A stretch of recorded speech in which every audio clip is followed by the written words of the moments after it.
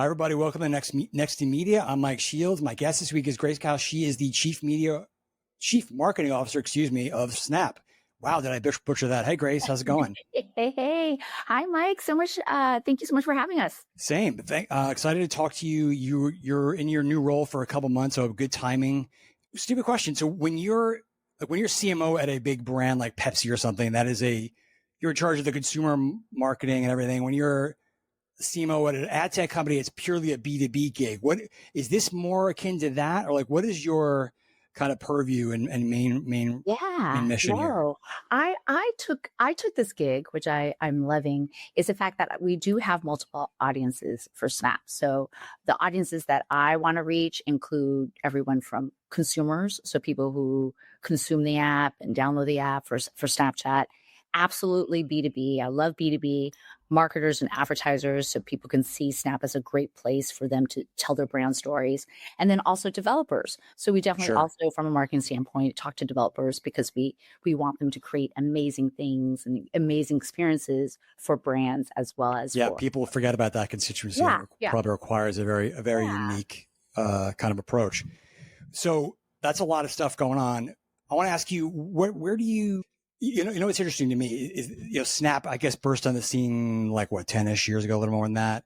You might have thought that it was definitely taken up by younger people in the beginning, and it got broader. You might have thought that would have trended out at a certain point, but focus group of one, like all my kids and all their friends are on Snap. It's like Nice. their first thing. And Yay. I would have thought, oh, that's like kind of, at this point old. But why do you think that has worked generation to generation already at this point? Oh, I would say, I have a 16-year-old and a 14-year-old. And I have to say, since I've taken this job, I'm like the most popular mom at Yeah. school, which I very much appreciate. I would say there's a couple of things. One, if you look at Snapchat, it, unlike other apps, it opens up to a camera. So even before creators were kind of a big thing and we're so Yeah. happy and love our creators, I think it was always this belief that anybody could create and that it should be easy and fast for anyone to try to communicate or connect with someone. So at the core of Snapchat throughout the years of all these different generations, it is about connection and making you feel closer to your family and friends. And I think that Right. never goes out of style, Right. and the fact that it's so easy that you can open up to the camera and easily share your point of view, I think that has helped. The other thing I would say is just if you look at our company values, it's always been creativity, which I just spoke to, but it's also about positivity and making it fun. Like I think we all need more fun, more laughter, more joy Yeah. in our world. And I Okay, think and you growing up now, you were warned, you were warned by educators and parents to be careful. Don't do anything stupid on social, don't any purpose. Yeah, that's definitely that, appealing, I think. yeah. Well, I love that your kids are on Snap. I think they also like it that it's not my wife and I's thing, really. Yeah, so like that's going to change over time for you guys, as millennials have kids and younger. How do you? I imagine in the B2B sector, is one of your challenges not like the decision? This is common for a lot of social platforms, I think, Sure. but the decision makers, the 40 plus crowd who are spending the money, brands and agencies may not be big users. They're not as, even though you've been around for a long time. Like, is it still hard to help them understand the potential, or you've gone past that point? Yeah, I would say that, we have definitely Gen Z, but we definitely have millennials and above. Yeah. And so I think that's maybe the misperception is that we actually have a majority of actually an older audience on our platform. But I think for marketers and advertisers, a lot of what we feel that we have a great value or benefit to them is that we have interesting different canvases that perhaps they can't get anywhere else. Yeah. So perhaps when you have like other apps that are, or you have a video app, or you have a messaging app, or even a map app. What I love about Snapchat is we actually have it all in one experience. That's And true. It's not a so single use platform. correct. So from a, yes, if you have video as a marketer advertiser, we definitely have those opportunities. I think people forget that we actually invented stories. And so this idea of short form was something that we started. And I think what we're super excited to offer up for marketers and advertisers now is now in the map tab, as well as our chat tab, there are now opportunities for brands and advertisers to speak to their audiences directly in those different areas as well. And I think that's kind of also what's given Snapchat this longevity from a B2B standpoint with our B2B audience. So that's interesting because those are two areas that are just weren't traditionally monetized in a big way, especially chat, but the mapping thing. What are brands? What are you encouraging them to do there? I imagine that's different than just make a short video or something that is more typical of the story. What are they doing there? Which you can still do, right? Yeah. You can still do. But I think what was so fun and was so surprising to me on our map canvas or a map tab is that usually maps are some utility, right? You go from A to B, but the way people use map on our platform is actually to feel connected. So actually you open up the map so you can see where all your friends are or your family. My kids. Oh, so-and-so is on vacation. So-and-so's in the city. Like that. So it's very social. It's very social. And so it's the fact it's almost this, then feeling connected to each other, even though they may be physically apart. And so I think what we learned with that insight, you can imagine for a brand, if you have in real life experience to be able to show up on a map where the friends is like, I'm only 10 minutes away from, X place. Do you want to meet here? Or, hey, I hear this place has a sale. Let's move over there. Like you're only, 10 minutes away. Right. So I felt like, we've launched this product called Promoted Places. So now brands can actually show up on the map. And so when people are looking to connect, we're actually offering a place like there's a benefit for the user where they can actually find a place to meet up. And then for brands actually be discovered. So that's one place. And then there's chat. Like, for many, many years, we have heard that brands are like, when are you going to be able to open up chat as a place for us? How do we get in there? There's so much activity there. There's so much activity there. And we feel like it's also an interesting way for brands to rethink frequency. Like we talk about reach and frequency. So on average, people open up our Snapchat 40 times a day. And when we talk about creators, they actually post on Snapchat 140 times a day. And so when you think about, because we aren't about being overly curated. Right. That is so different than what you think of the creator economy, and these YouTubers are like making episodic shows and it's like once a week. That is really different. Here it's more like whether you're a creator or a person, we just want you to share any moment with what's top of mind, really for you to feel, again, connected to your community, whether it's family, friends, or even the creators and brands that you love as well.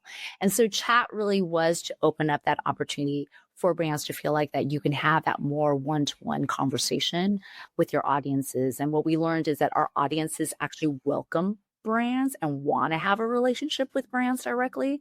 And so chat perhaps, offers, again, another new surface that didn't exist before. And so I want to think about like how we invented stories. I think this is, again, our next phase of really focusing on chat being a great opportunity. And so you haven't, I think the thinking was you got to be careful. That's personal. That's intimate. Like generally speaking about messaging, you found a way to do that without, like feeling like you're interrupting private conversations or something. Yeah, like because you have an option, right? As an audience to whether you want to open up that chat or not. But obviously we also want to feel like we are providing brands an opportunity to target. So it's just a nicer match, right? And it's welcome on both sides. But again, all the studies have shown that our audience actually welcome brands into their community and see them as part of their community. All right, you guys have recently put out a report, Generation Insights report. We love to generalize about Gen Z or millennials and the big differences, and that alpha's coming along with their unique.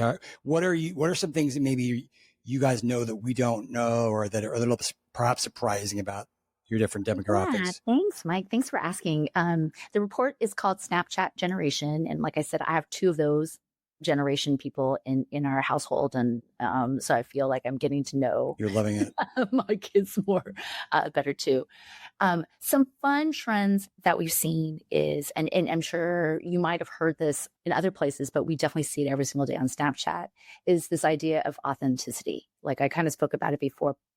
People want to feel, this generation of people want to feel like they can be themselves and that they don't have to be perfect and that they can share who they really are at any given moment in time. And so it's just funny to see that a lot of the snaps we see are blurry Mm-hmm. or, instead of like a plate of food that's perfectly looking perfect, people actually like to snap like after they've eaten their plate, an empty plate. Funny. Um, and that just goes to show this idea of sharing your real self. So we've seen that as a trend.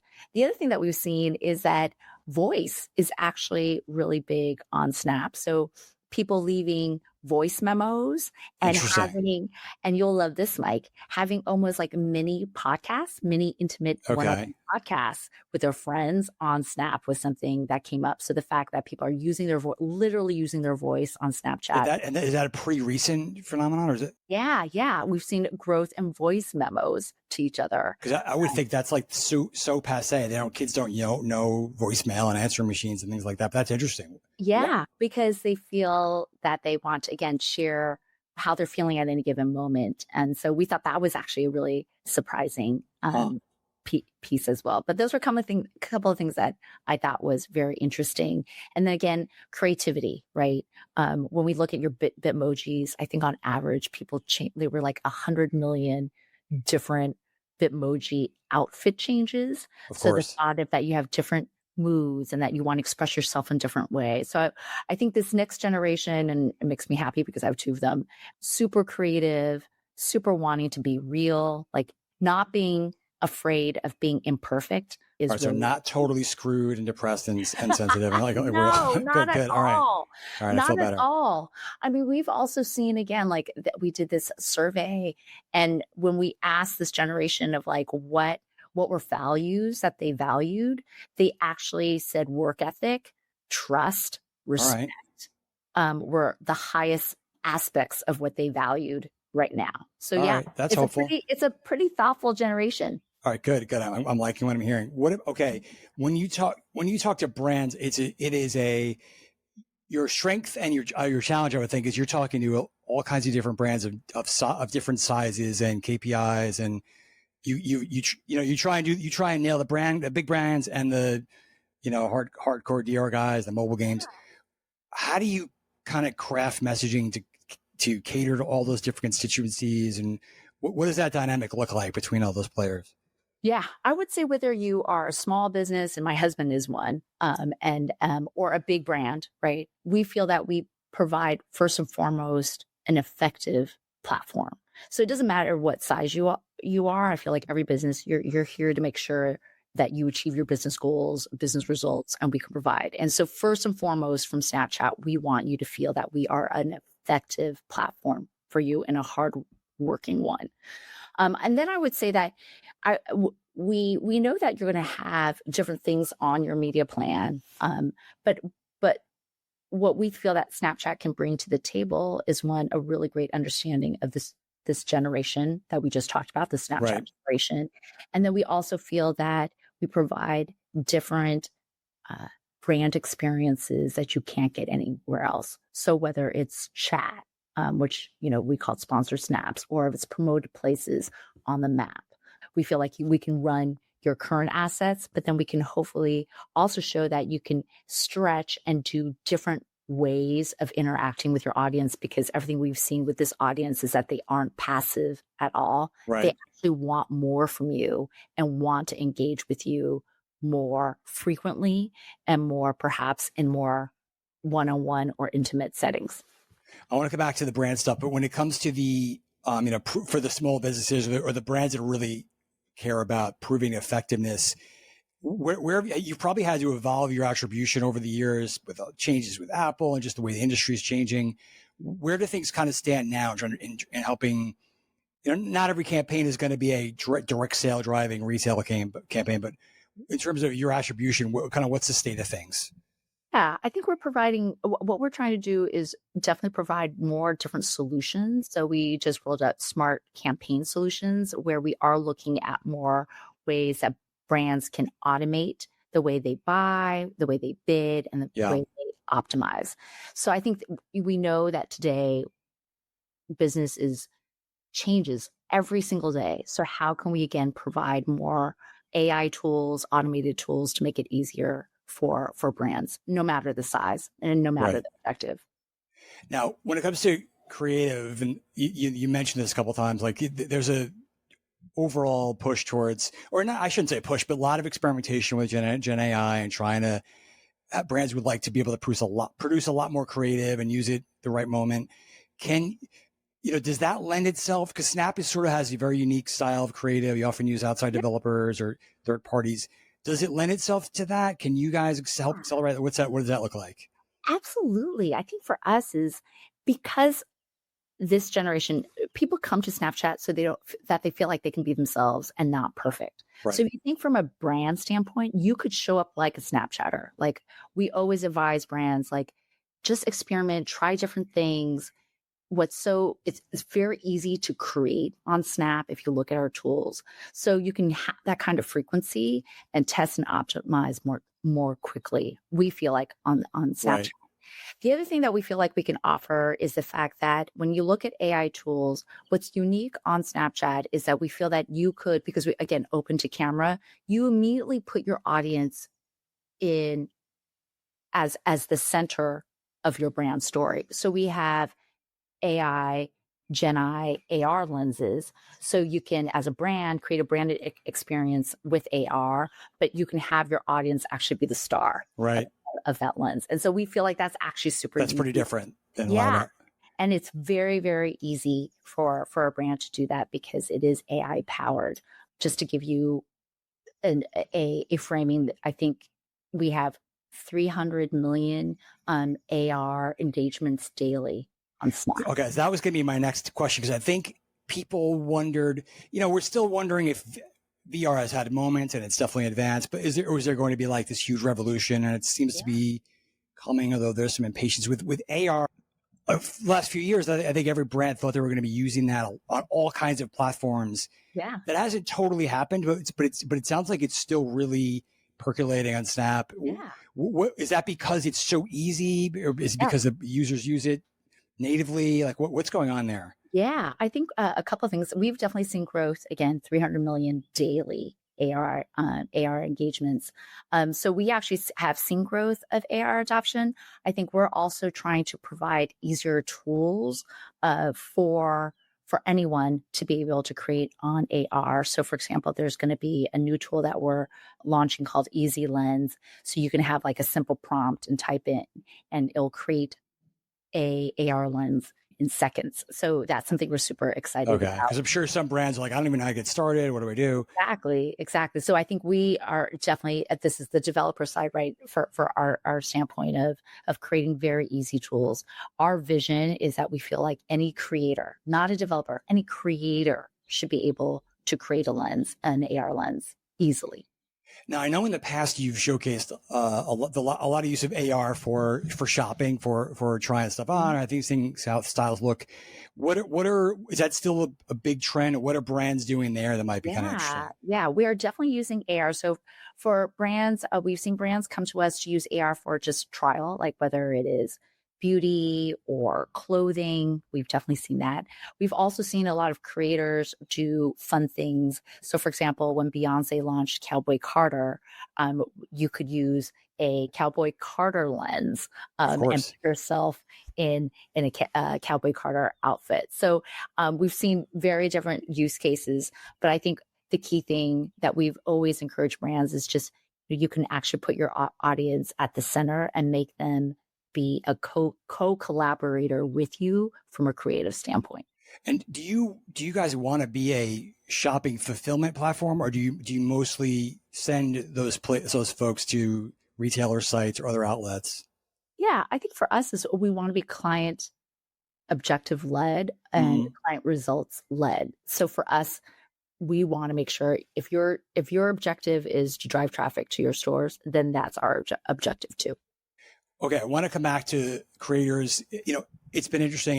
Every platform kind of has evolved about what role they're going to play in their platform, and then how they want to interact with brands or not. Where are you in terms of, do you want to be totally involved in connecting brands and creators, let them do their own thing, help facilitate things? How has that evolved? Yeah, I think for us, to me, it's part of the flywheel. right? Is that we want creators to feel like that they can come to our platform and that they can build their career by doing something that they love. And, perhaps on other platforms, they can provide a certain outlet. What we've seen creators come to us for is, again, similar to how we see our users come to us, is that creators feel like that they can be themselves, Yeah. be authentic, try different things first, because it's such a safe and positive environment. So we get the engagement of like 140 posts per day on Snapchat. But it's only good, and it serves creators if they feel like that they can monetize and make Sure. money and start a career. And that's where we feel like we need to have brands involved, right? And so we very much do want brands and creators to feel like that Snapchat is a place that they can collaborate and continue to fuel each other's businesses on our platform. And how do you, given that you're working with creators, you're working with retail, you've got big video, it's a great problem to have, but you could potentially get money from all different parts of a brand's budget or agency. Are you mostly talking these days to social agencies, to the big TV folks, to the retail guys, to special groups? Like, what does your deal flow look like? And is there a way that that's going to be more centralized or never going to be that way? Yeah, no, I think for us is we are trying to look for more scale tools. So it is going to be easier for brands to be able to go on to perhaps a tool that they can then find creators that have a natural affinity to your brand already and that are already fans and advocates of your brand. So we are looking into scale tools and collab tools between brands and creators. Right. And then on the creator side, I think we've always been a champion of emerging creators to feel like that you could start your career on Snapchat. And so that's also something that we've been fostering as well. Last thing, Grace, tell us about, you've got a pretty new campaign, Say It and It Snapped. What's the thinking behind that? And kind of describe that strategy for folks. Yeah. So I would say thank you so much for asking, Mike. Last year we had launched a campaign of less social media, more Snapchat. And I love that we drew a line in the sand of how we're different from all the other apps, which we generally feel like we are, because we are fundamentally a place where people feel like they can be themselves, and that we fundamentally feel that it shouldn't be that hard. In fact, it should be very fast and easy for you to be able to connect with people that you love, whether it's family, friends, creators, or brands. And so Say It in a Snap really is telling everyone that value of the fact, like, it is so easy for you to be able to reach out and connect with someone and just tell them that you love them, tell them how you're feeling, tell them what you're working on. Maybe I'll tell them that I was on this amazing podcast with my fields. But yeah, I think that is the spirit of Say It in the Snap. I have to call my family members now. You're making me feel bad. Like I haven't told anyone I love them in a long time. You snap your kids. No, they don't want that at all. I don't think. I think they do. That's funny. All right. Well, awesome stuff, Grace. Thanks so much for taking time out, and let's chat down the road again. Yeah, sounds great. Thank you again.